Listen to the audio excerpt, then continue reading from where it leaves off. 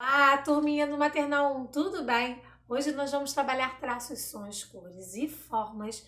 E ó, trouxe um desafio muito bacana usando uma cor. Será que vocês vão descobrir qual é essa cor? Então vamos cantar? Que será que vai aparecer? Que será que vai aparecer?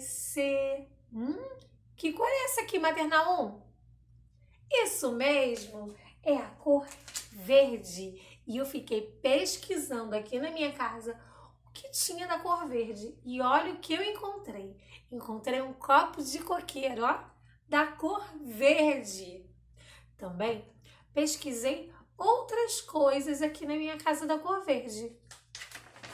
E colei tudinho nesse papel aqui, ó. Retalhos de papel picado da cor verde. Isso aqui é a caixa, né, onde vem o ovo, também é da cor verde.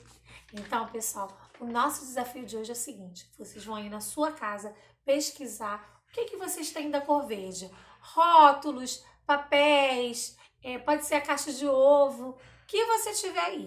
Você vai colar em uma folha, tá? E vai tirar uma foto, mandar para o WhatsApp da SEB, que eu tô aqui, ó, curiosa para saber a sua pesquisa da cor verde. Então não esquece, manda para o WhatsApp da SEB que eu tô aqui esperando. Então, pessoal, ó, um beijo e tchau, tchau. Até o próximo vídeo.